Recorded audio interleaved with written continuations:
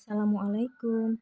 Untuk hari ini, kita akan mempelajari hukum pewarisan sifat. Penelitian pertama tentang penurunan sifat dilakukan oleh Gregor Mendel, seorang ahli botani dari Austria. Mendel mulai meneliti tentang pewarisan sifat pada tahun 1856 dan mencatat hasil temuannya pada Natural Science Society of Brunn, Austria pada tahun 1866. Beberapa tahun kemudian, pada tahun 1900, para ahli botani lainnya meneliti kembali hasil penelitian Mendel dan mereka menemukan kesimpulan yang sama dengan apa yang telah dilakukan oleh Mendel sebelumnya. Mendel menggunakan kacang kapri sebagai objek penelitiannya karena kacang kapri memiliki pasangan sifat yang kontras, dapat melakukan penyerbukan sendiri, mudah dilakukan penyerbukan silang, mempunyai daur hidup yang relatif pendek, dan menghasilkan keturunan dalam jumlah banyak.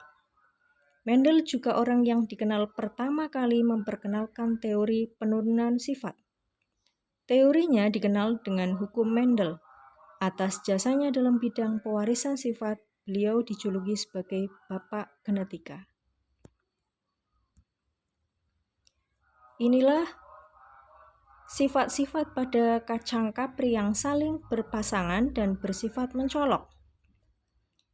Yang bagian atas bisa kita lihat untuk warna bunga pada kacang kapri atau kacang ercis. Ada yang memiliki bunga warna ungu dan ada yang memiliki bunga warna putih. Kemudian untuk biji, ada yang berbiji bulat kuning dan ada yang berbiji bulat hijau.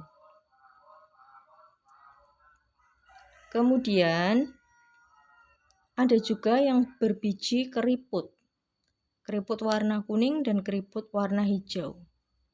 Untuk buah, ada yang buah mulus dengan warna hijau dan ada buah mulus dengan warna kuning.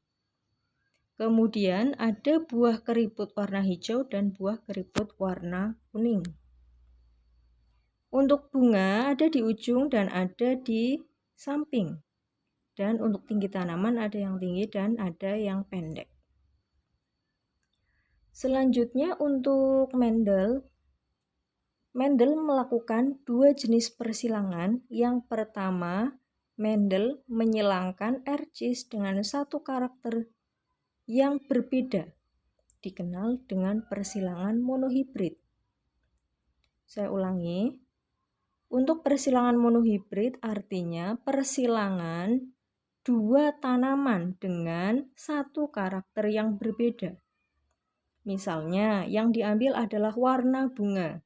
Berarti untuk warna bunga pada kacang ercis bisa digunakan untuk bunga warna ungu dan bunga warna putih. Selanjutnya, untuk persilangan dihibrid, Mendel menyilangkan ercis dengan dua karakter beda.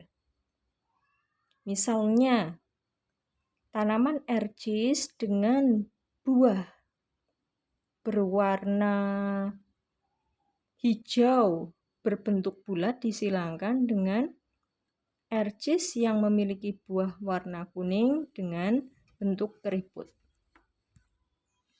Selanjutnya untuk persilangan monohibrid dengan satu sifat beda. Pada penelitian pertama, Mendel menyilangkan ercis berbunga ungu dengan ercis berbunga putih. Ternyata seluruh keturunan pertama berbunga ungu.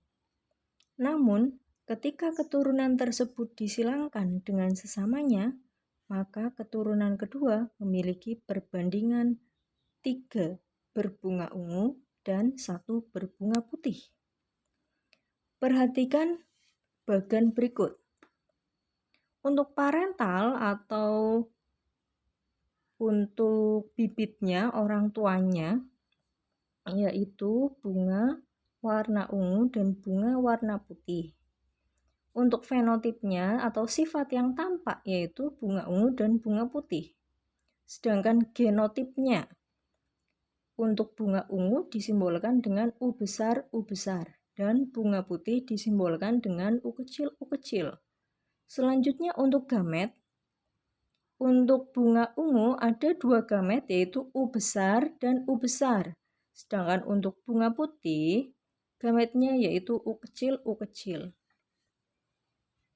Selanjutnya untuk hasil persilangan atau filial 1 atau keturunan pertama. Dari hasil persilangan bunga ungu dan bunga putih akan menghasilkan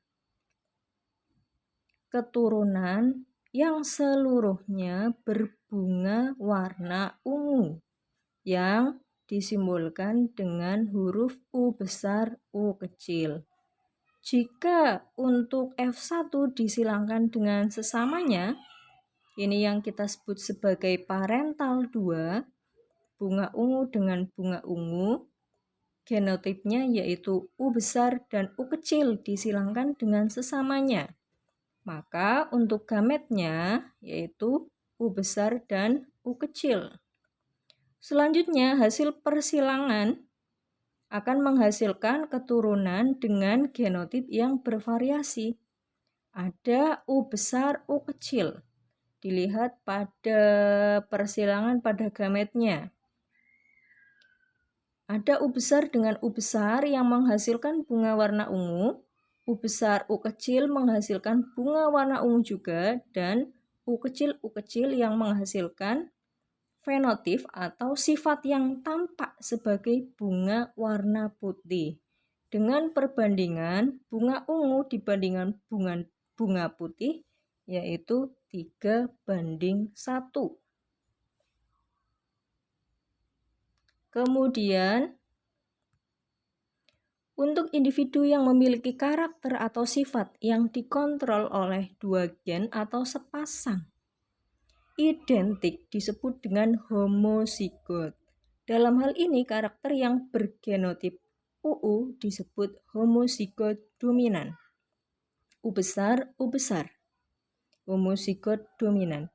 Sedangkan karakter yang bergenotip U kecil disebut homozigot resesif. Resesif bisa diartikan sebagai sifat yang kalah karena tertutupi oleh sifat yang lain yang dominan.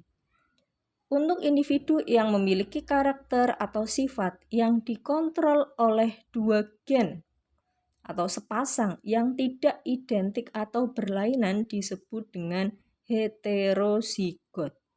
Dalam hal ini yaitu individu yang bergenotip U besar, U kecil. Untuk selanjutnya, berdasarkan penelitian yang telah dilakukan ini, Mendel menyatakan suatu hukum yang berbunyi, pada waktu pembentukan gamet terjadi pemisahan alternatif gen atau variasi gen yang disebut juga alel secara bebas. Hukum ini dikenal dengan hukum 1 Mendel atau hukum pemisahan bebas atau segregasi Mendel. Selanjutnya untuk persilangan dihibrid. Di itu artinya 2. Jadi persilangan dihibrid artinya persilangan dengan 2 sifat beda. Untuk persilangan dihibrid, Mendel mengawinkan 2 kacang kapri yang memiliki 2 sifat berbeda. Salah satu kacang kapri berbiji bulat dan berwarna kuning. Sedangkan pasangannya berbiji kisut dan berwarna hijau. Berdasarkan pengamatan yang telah dilakukan sebelumnya, Mendel menetapkan genotip untuk berbiji bulat dan berwarna kuning dengan genotip B besar, K besar yang bersifat dominan. Dan kacang kapri berbiji kisut dan berwarna hijau dengan genotip B kecil, K kecil yang bersifat resesif. Jadi perlu diingat bahwa sifat yang dominan itu disimbolkan dengan genotip menggunakan huruf besar. Sedangkan sifat resesif disimbolkan dengan genotip yang memiliki huruf kecil. Selanjutnya untuk Hukum pemisahan bebas Mendel atau hukum segregasi perlu diingat kembali bahwa setiap gen dapat berpisah secara bebas dan menghasilkan gamet, yaitu sel sperma dan sel ovum dengan pasangan gen B besar K besar dan B kecil K kecil. Keturunan pertama semua bergenotip B besar, B kecil, K besar, K kecil, sehingga semua kacang kapri berbiji bulat dan berwarna kuning. Selanjutnya, Mendel melakukan persilangan kedua antar sesama keturunan pertama. Jadi untuk keturunan yang pertama disilangkan dengan sesamanya yang memiliki genotip B besar, B kecil, K besar, K kecil, disilangkan dengan sesamanya. Apakah persilangan kedua akan menghasilkan keturunan yang sama dengan persilangan pertama? Jika gamet dari induk adalah B besar, B kecil, K besar, K kecil, maka kemungkinan gamet yang muncul adalah B besar, K besar, B besar, K kecil, B kecil, K besar, dan B kecil, K kecil. Sifat biji bulat dan berwarna kuning merupakan sifat dominan, sehingga setiap genotip dengan bentuk B besar, B besar, K besar, K besar, B besar, B besar, K besar, K kecil, B besar, B kecil, K besar, K besar, B besar, B kecil, K besar, K kecil akan berbiji bulat dan berwarna kuning. Ya. Jadi karena untuk sifat B besar itu adalah sifat dominan, K besar juga dominan. Ketika muncul salah satu huruf yang hurufnya besar, maka sifat tersebut itu berbiji bulat. Walaupun munculnya hanya salah satu huruf saja, misalnya B besarnya hanya satu huruf, ya. Kemudian B kecilnya satu huruf, maka untuk sifatnya itu akan berbiji bulat.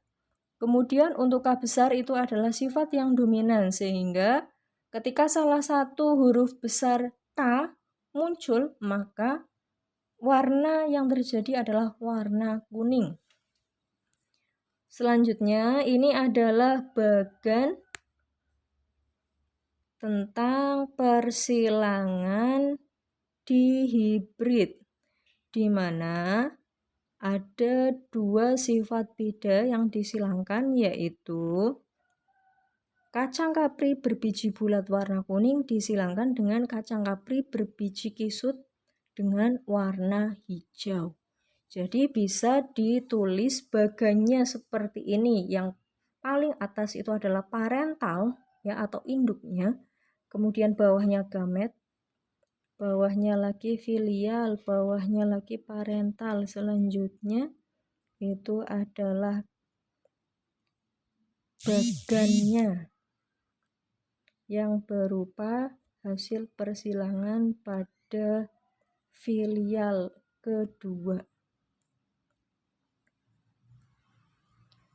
Berdasarkan hasil persilangan diperoleh kacang kapri berbiji bulat berwarna kuning sebanyak 12 buah, berbiji bulat berwarna hijau sebanyak 3 buah, berbiji kisut berwarna kuning sebanyak 3 buah, dan berbiji kisut berwarna hijau sebanyak 1 buah, dan diperoleh perbandingan fenotip bulat kuning banding kisut kuning banding bulat hijau banding kisut hijau sebesar 9:3 banding 3 banding 1.